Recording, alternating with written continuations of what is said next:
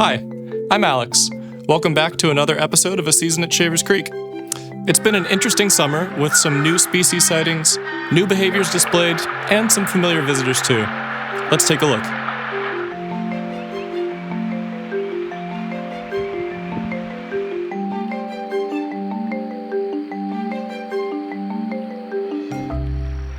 We had 2 black bear sightings this summer, both using one of our trails to more easily navigate. There's a few bears that live in our area, but they're shy animals and they're almost never seen by people. It had been a while since we'd seen a mink in the area, so I enjoyed seeing this little muskrat hunter out doing its thing.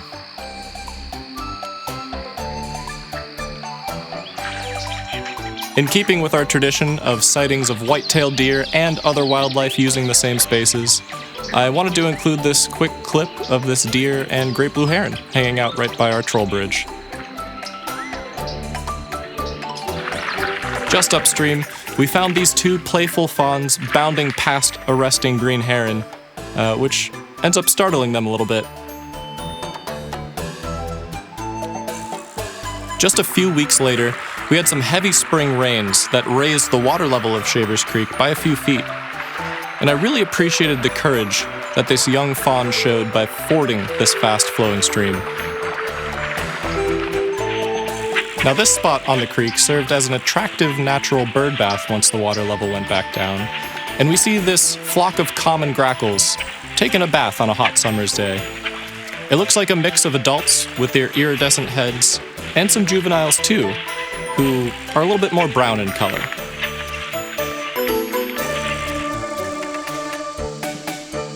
Now this was a brand new sighting on our trail cameras. This juvenile black-crowned night heron was really a surprise to see here at Shavers Creek, since they tend to be a little bit more of a coastal species that's found closer to Lake Erie to the west or the Atlantic Ocean to the east.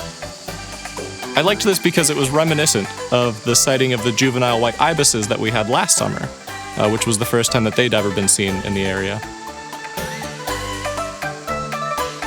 It's easiest for bats to drop from height to take flight, and it was neat to see these big brown bats dropping just in front of the camera from the tree they were hanging on. We saw quite a few herons catching fish throughout the season. Let's take a look at some of those highlights. We're going to start with this clip of a great blue heron pulling what is by far the largest fish I've seen one catch out of Shavers Creek.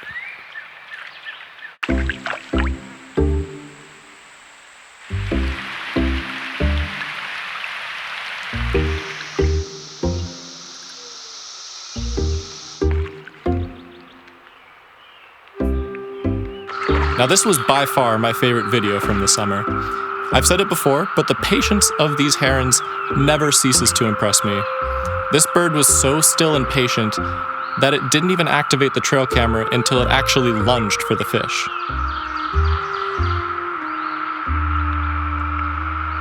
Okay, now watch this. As the heron's swallowing its prize, you can actually see the fish wiggling on the way down that heron's long neck. I thought it might be good to wrap up the season by checking in on what animals we saw using that hemlock tree bridge that fell in that storm this spring. Now there aren't very many animals that ever seem to notice the trail camera when it's recording, but bobcats are one that do. And you can see that this individual gets a little bit nervous about that strange object that's in its pathway. Now the quills of a porcupine are essentially just modified hairs that have evolved to grow thicker and stronger and a lot sharper for defensive purposes. It's a pretty clever way to keep predators at bay when you can't rely on speed to escape.